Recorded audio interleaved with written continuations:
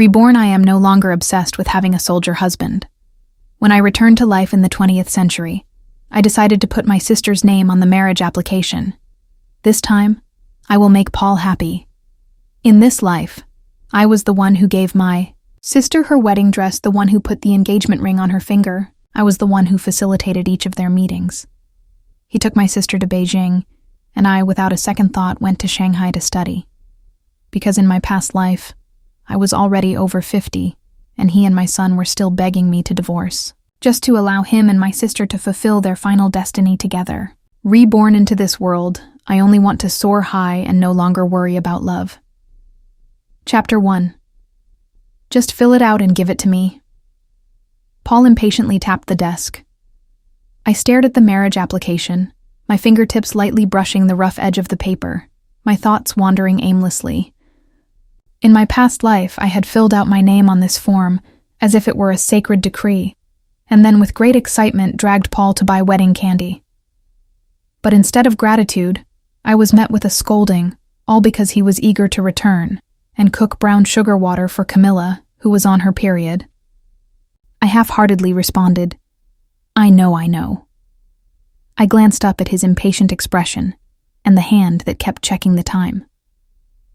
Today, he was wearing a white shirt sleeves rolled up to his elbows, revealing his well-defined forearms. I remembered that Camilla loved this look on him, saying it made him appear clean and fresh. You go ahead if you're busy. I forced the bitterness down and tried to sound casual. I'll submit it once I'm done. He seemed relieved, his tone softening a bit.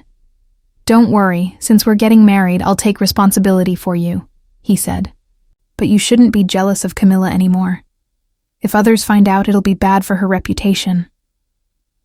I fell silent. In my previous life, I explained this countless times.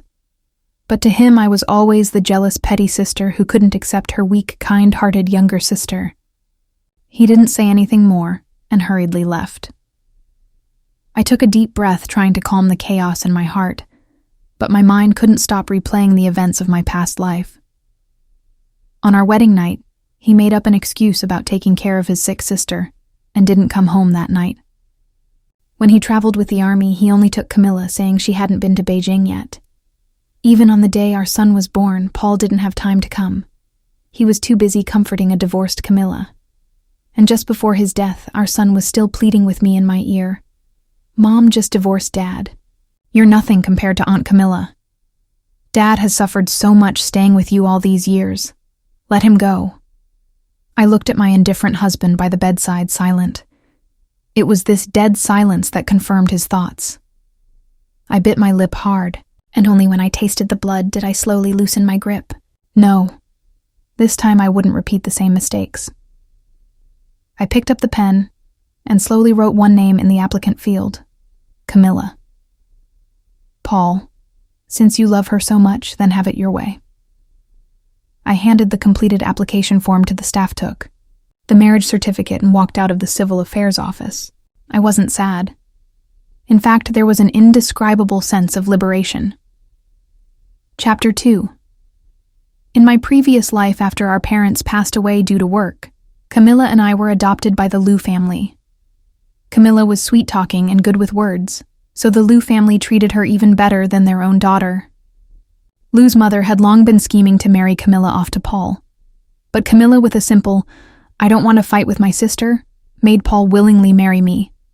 In reality, she just wanted to keep Paul dangling.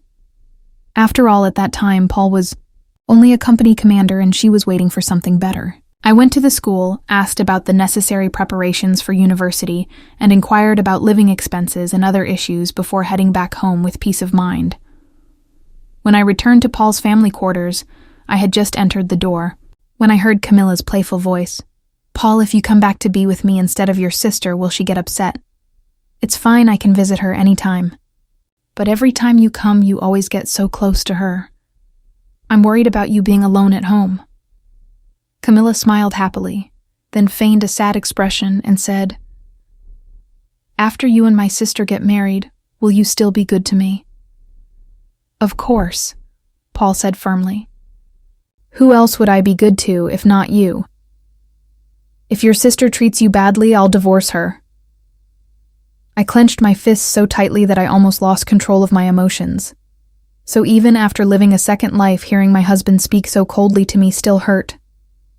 I composed myself, suppressing the ache in my chest, and walked into the room as if nothing was wrong. Paul came out of Camilla's room, a hint of awkwardness on his face. I just saw that Camilla wasn't feeling well, so I went in to check on her. I gave a faint, and turned to leave for my room. In my previous life, I'd fought with him countless times over his ambiguous behavior with them. This time I didn't want to waste time or energy on it. He stopped me. Rita, how about we buy some wedding candies and distribute them to the wives in the staff quarters? I looked at him in surprise. Then I thought he must be trying to make it up to me by doing something because I wasn't causing a scene. No need. There's no point in these formalities.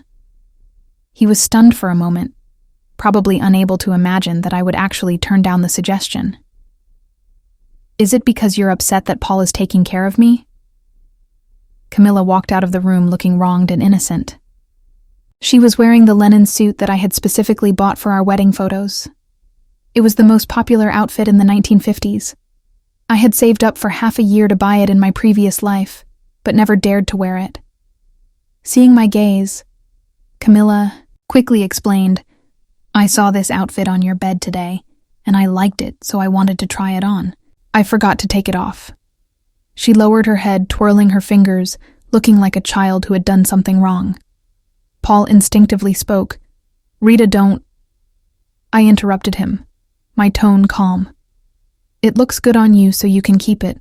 I never wore it anyway. I could still smell the faint traces of blood and sweat on the linen suit, and the memory of running home crying in the middle of the night came flooding back. Even now it felt disgusting. In the surprised gazes of both of them, I returned to my room and locked the door. I took out my folder inside, which was my acceptance letter. South City University. I had always liked the South, especially since the finance major there was exactly what I wanted.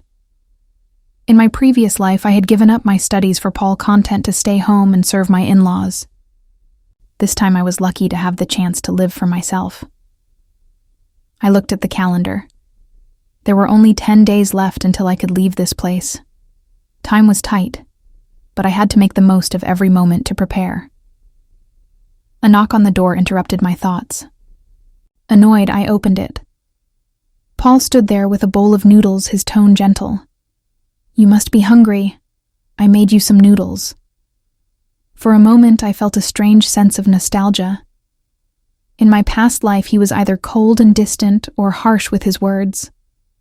This warm, affectionate Paul was someone I hadn't seen in a long time. No thanks, I ate outside. Impossible, he said. You've always been too stingy to spend money. His words stung. I used to be stingy, saving every penny, spending most of my part-time earnings on him, buying him things. But now, as I was about to go to university, I had many more expenses to think about, and every penny had to be carefully considered. I looked up at him, my tone calm. I remember a few days ago, I gave you 50 yuan to buy wedding supplies. It seems you didn't buy anything. Please return it to me. Chapter 3. He froze for a moment, then awkwardly explained that money. I used it to buy Camilla some little leather shoes. I couldn't help but sneer. It was so meaningless, always the same thing. Well, never mind. I'm going to bed, I said, closing the door behind me. I'll give you the money tomorrow.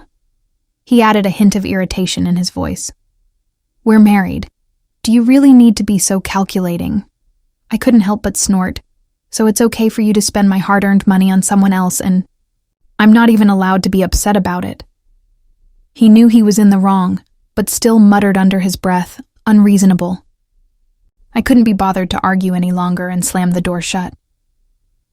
The next few days I sold off some of the worthless belongings around the house, those keepsakes from my previous life full of memories. Looking at them now, they were just cheap junk. I packed them all up and sold them to a scrap collector for a little money.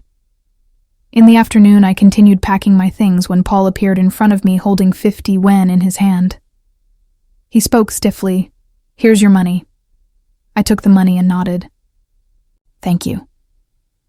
He looked at me with a complicated expression, his gaze drifting to the suitcase I was packing. I plan to have Camilla go with me to Beijing with the army first. You don't need to keep packing. I didn't stop packing, and nodded. He seemed a little uneasy with my attitude, unsure of how to handle it. What's wrong with you lately? You're like a different person. I turned my head in impatience, not wanting to get into it. Although Paul didn't love me if he found out that Camilla's name was on the marriage application, he might just renew our marriage for her sake. I had no intention of getting involved with that pair of scoundrels again. It's nothing. I just want to pack my things. I said, when you go to Beijing, I'll move back to the countryside. He let out a relieved sigh and explained, it's not that I'm not letting you go with me. It's just that Camilla has never been to Beijing and she wants to see it. I'll come get you in a few months. I nodded absent-mindedly.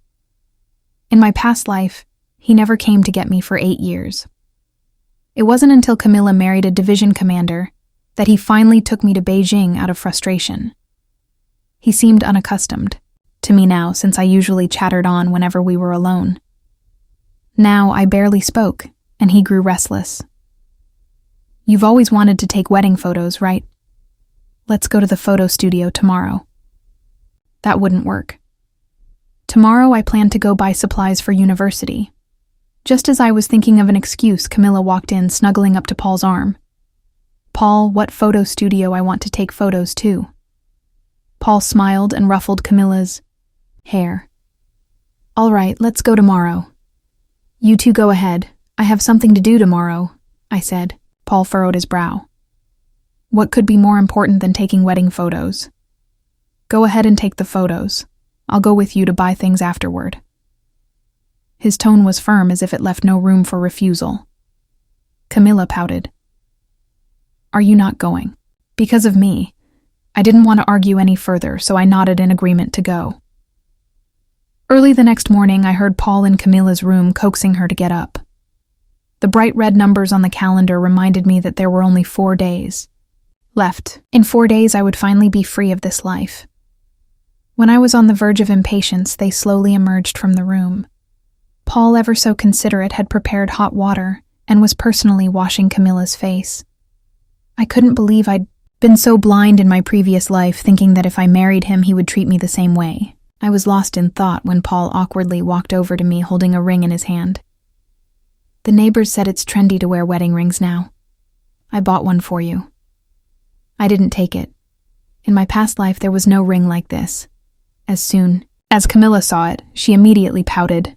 It's so pretty, I want one too. I generously offered, you can have it.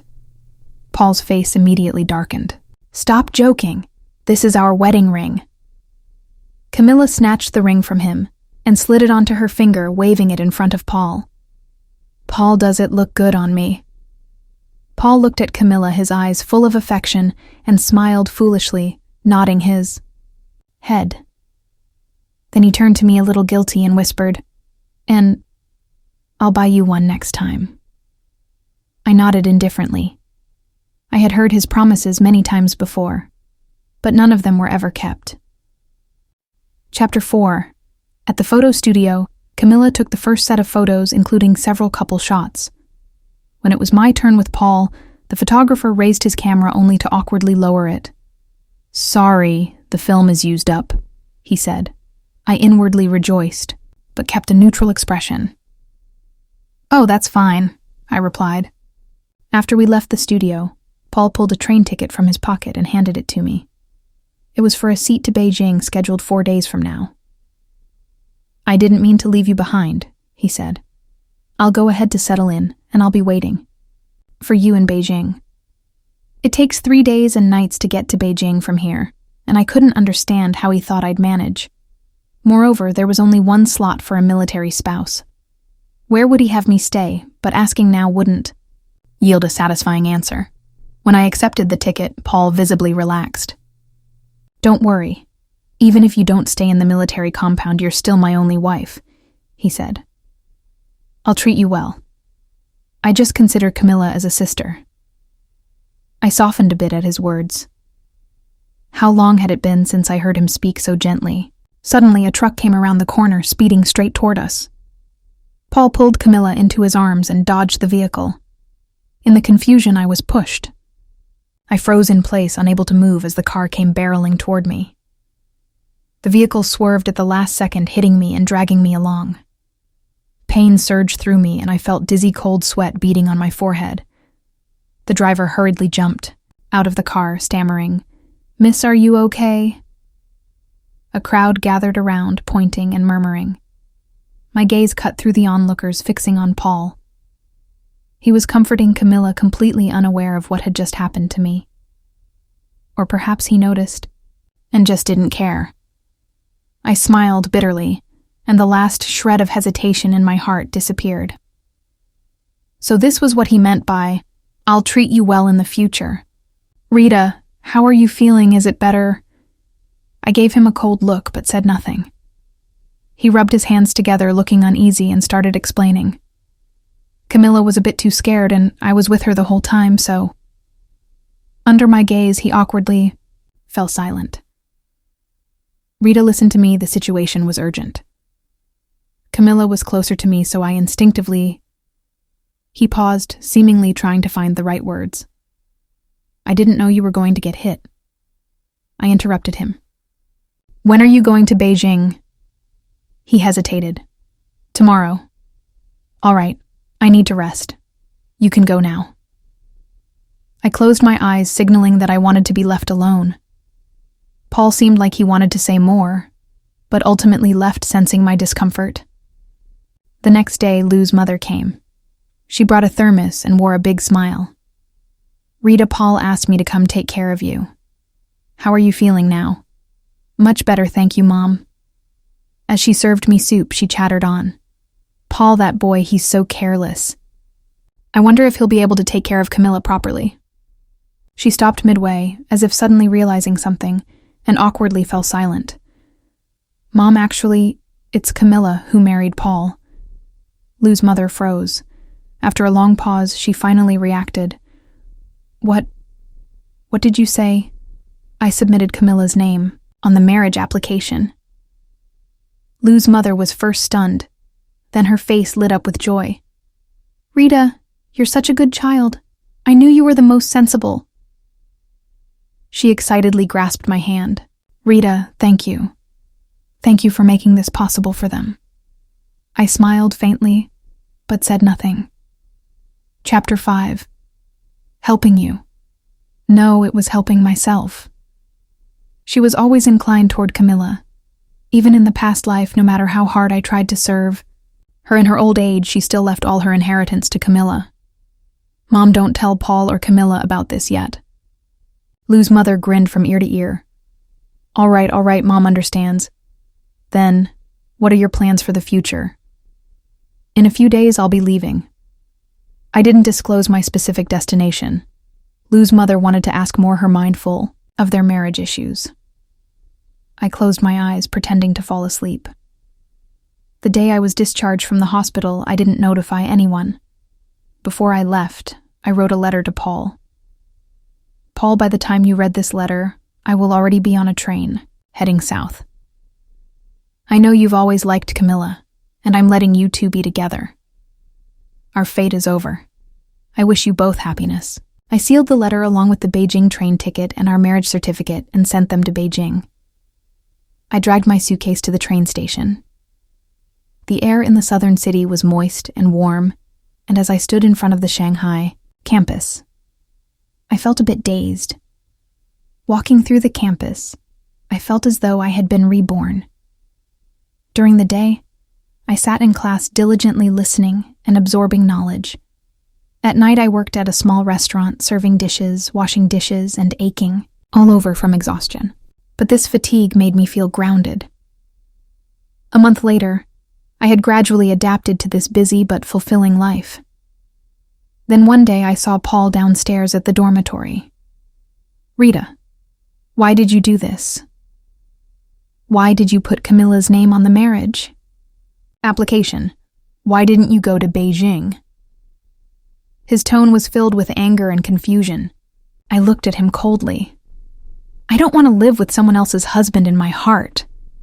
It's disgusting, unbearable. He stared at me in disbelief. How can you say such things? You weren't like this before. I turned my face away, my stomach, churning nausea rolling over me. I didn't want to look at him. Not for a second. Paul, I just want to focus on my studies and start a new life. Camilla is the one you've always wanted, right? You two should cherish each other. Please don't disturb me anymore. He angrily ran his hands through his hair. What nonsense are you talking about? I've always treated Camilla like a sister. I sneered.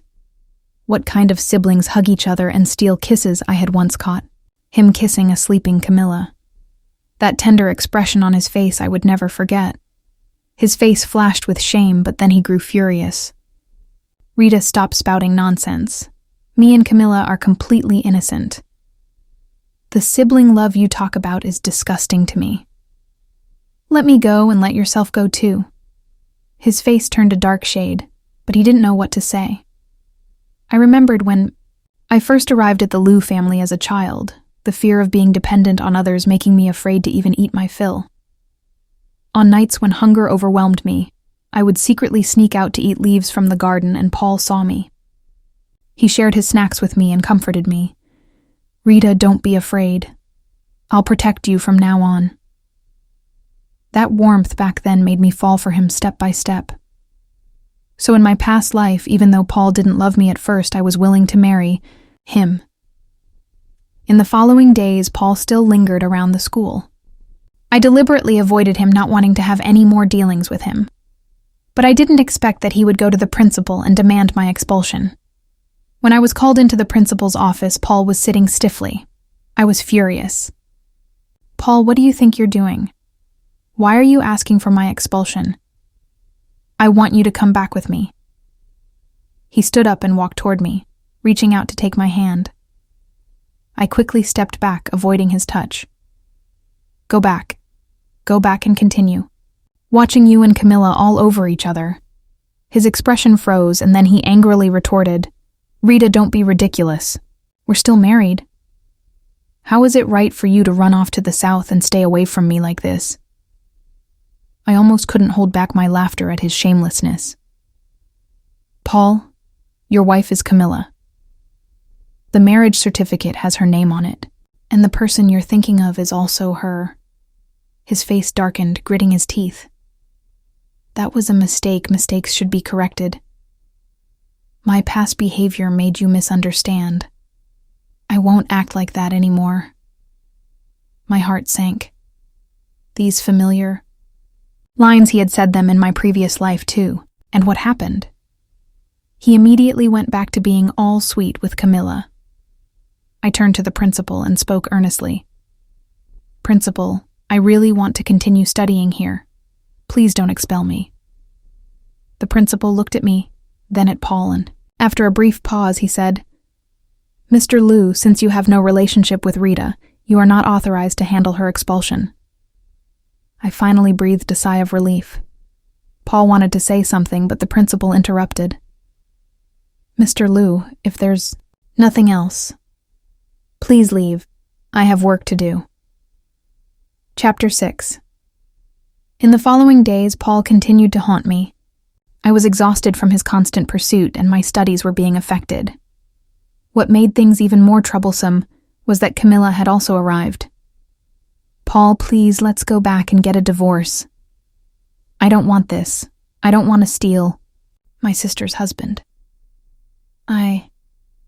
I'm a bad person. She tugged at Paul's sleeve, crying in fits.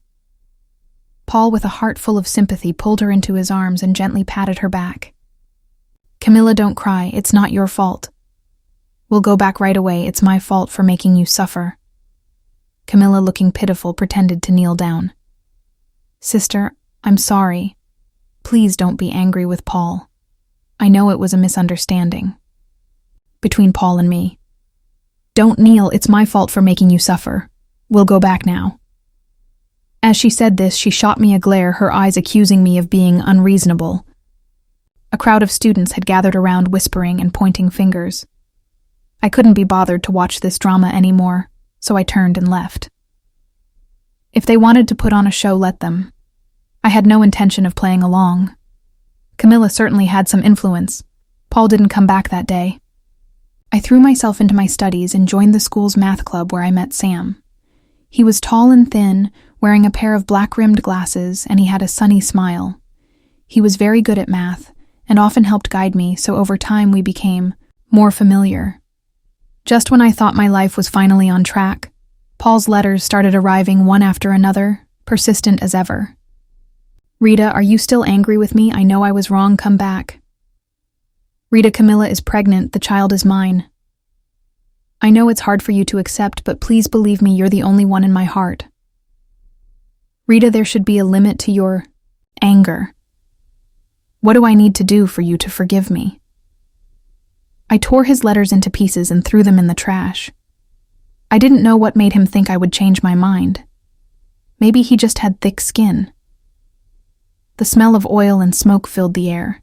At the part-time restaurant, as I quickly cleaned the tables, I looked up and saw Sam sitting in the corner. He smiled at me. I quickly averted my gaze and continued working.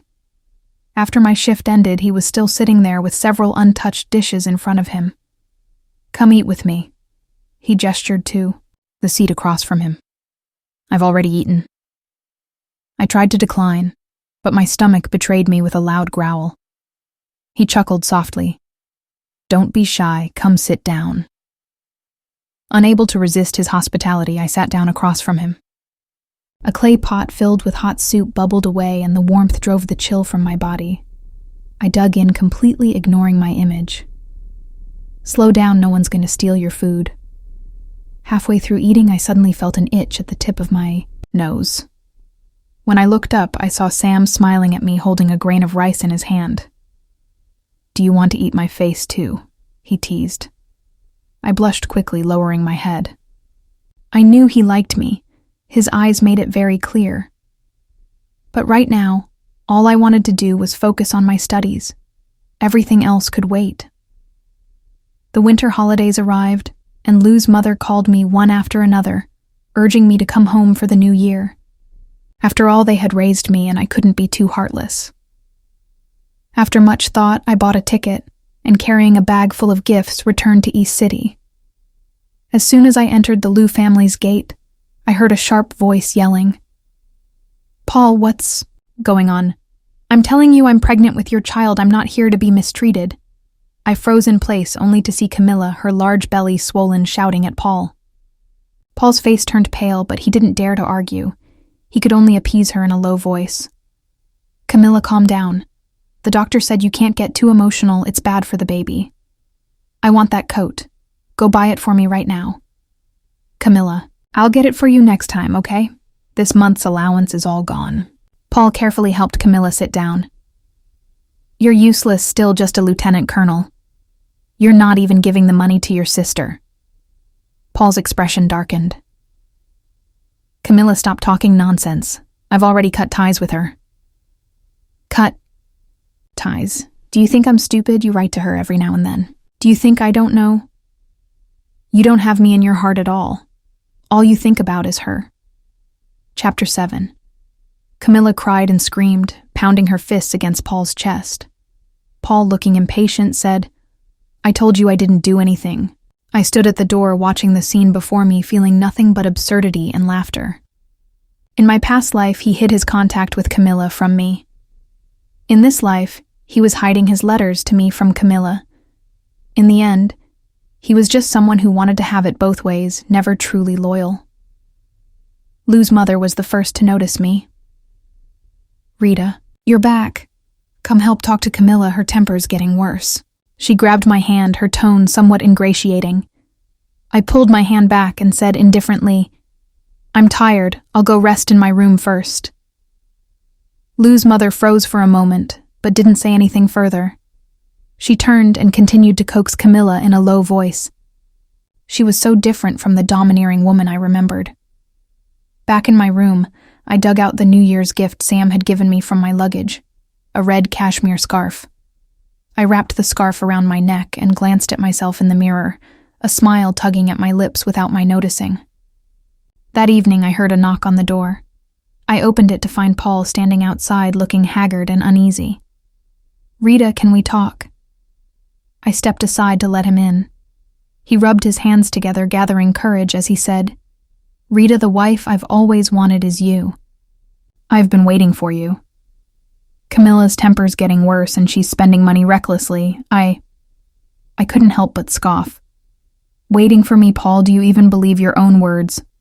You've been waiting for me while letting Camilla get pregnant with your child. What exactly do you think I am?" His face flushed red, his eyes full of panic. "Rita, let me explain." I interrupted him. "There's nothing to explain. You and Camilla already have a child. What else is there to say? I wish you both a happy life and an early arrival of your child." He remained silent for a few seconds as though recalling something. "I've been having dreams lately, dreams where the woman I marry is you. You're gentle and virtuous, always taking care of my parents back in the old house." He paused, his tone tinged with pain. "But in the dream, my heart belongs to Camilla. I neglected you, hurt you. I'm such a jerk. And then my son and I were pressuring you to divorce." I was shocked. He actually dreamed of our past lives. He covered his face in distress. "I'm sorry for how I treated you then. I want to make it up to you." Suppressing my fury, I spoke coldly. "If you really want to make up for it, then go live your life with Camilla. Stop coming to bother me. It'll be better for both of us, sisters." His gaze dimmed, and there was a trace of reluctance in his voice. "But I still feel like you should be my wife." My patience finally ran out, and I firmly said, "Paul, it's time for you to go. These aren't the words you should be saying, nor the place you should be." He stood up despondently and walked out of my room with heavy steps. I watched his retreating back, feeling no emotions stirring inside me. In both lives, he had always wavered between two women, greedily wanting to have it all. The next morning, I packed my things and knocked on Lou's mother's door. I handed her a bank card saying calmly, "Thank you for taking care of me all these years. This card contains the money I've saved over the years. Consider it my way of repaying your kindness in raising me." Lou's mother froze for a moment, trying to refuse. "Rita, this really isn't necessary." "Take it," I said, lifting my luggage. "I've got some things to handle at school, so I'm leaving now." Without looking back, I walked out of the Lou family home feeling no attachment. At the ticket window, the line was long, and when it was finally my turn, there were no more tickets to the South City. When I checked the next available ticket, wouldn't be until the day after tomorrow. Frustrated, I ran my fingers through my hair. Where could I go now? I couldn't sleep on the streets. Could I? Just as I was at a loss, Sam appeared in front of me carrying bags. "Rita!" His face lit up with a surprised smile as he quickly walked over. I was a bit surprised too, smiling as I greeted him. "Sam, what a coincidence. Are you from East City too?" "Yes," he replied. "And you? Do you have nowhere to go?" His tone was filled with concern. "Then how about you come spend the new year at my place?" I froze for a moment, quickly waving my hands. I couldn't possibly. He smiled and said, "What's the big deal? It's just me and my grandmother at home. It's pretty quiet. You'll liven things up a bit. Plus, I can't leave you alone during the new year. I'd be worried." He paused and then added, "Please, Rita. Think of it as keeping my lonely grandmother company. She's all alone at home and it's so boring for her." He put on a pitiful expression, making me unable to hold back a laugh. Unable to refuse his hospitality, I finally agreed. Chapter 8. As soon as I stepped out of the station, a cold breeze hit me, and I instinctively pulled my coat tighter around myself. Seeing this, Sam immediately took off his coat and draped it over my shoulders. A faint woody fragrance lingered in the air, filling my senses. "Cold, isn't it? East City is much colder than South City." he said. I shook my head, though a warm feeling surged in my heart. Sam's home was in the old district of S City, a quaint 2-story house full of character. As soon as we entered the yard, the smell of delicious dumplings filled the air. An elderly woman with silver hair stood at the kitchen door, smiling as she looked at us. Sam, you're back, and this is... Her gaze fell on me, and she smiled brightly. Well, looks like you've brought home a beautiful lady this year. I couldn't help but lower my head, a slight blush coloring my cheeks. Grandma, this is Rita, my friend, Sam introduced with a smile. Good, come in and warm up. Grandma Sam was busy cooking dumplings while Sam helped carry my luggage to the guest room. The guest room wasn't big, but it was clean and tidy. The bedding had the comforting smell of sunshine. You rest for a while. The dumplings will be ready soon, Sam said gently as he set down the suitcase. I nodded and sat on the edge of the bed, gazing out at the falling snow. A sense of peace and tranquility, like never before, filled my heart. Perhaps this was what it felt like to be at home. That evening we sat around the dining table, enjoying the steaming dumplings. Grandma Sam kept serving me more food. Rita, you should come here often. You're always welcome at my place, she said warmly. I smiled and nodded, my heart full of warmth. After dinner, Sam suggested we take a walk in the nearby park. The park was nearly empty in the winter, with only a few couples nestled together enjoying the rare peace. We walked slowly along the lake, neither of us speaking. The snow gently fell, covering us like a thin veil. Thank you, Sam. I broke the silence and spoke softly. Thank me for what? Thank you for taking me in, for giving me a warm place to stay. Sam looked at me and teasingly said, Then how about you show your gratitude by becoming my girlfriend? I froze for a moment, then playfully snorted, Dream on. Though I said that, a slight ripple stirred in my heart. Then tell me, how should you repay me? After all, I'm the hero who rescued you from the troubled waters at the station, he said in an exaggerated tone. I couldn't help but laugh at his dramatic words and feigned seriousness. A hero, I think. You're trying to extort me, I said, pretending to scold him. He pretended to think for a moment, and then with great seriousness said, Let me think. How about you cook for me every day until school starts? I couldn't help but roll my eyes. You wish my cooking is nothing special. He smiled and looked at me with twinkling eyes. No worries, I'm not picky. And even if your cooking's bad, I'll eat it all, he added. His cheeky attitude made me laugh in spite of myself. Is this how you show gratitude? It looks more like you're trying to take advantage of me. Looks like my charm isn't enough. He sighed dramatically, then suddenly leaned in closer. Then maybe I should try harder. I felt my cheeks flush and quickly stepped back. You, don't get any ideas. Seeing me fluster, he couldn't help but laugh. Just kidding, he said, reaching out to gently ruffle my hair. Let's go back, Grandma must be worried.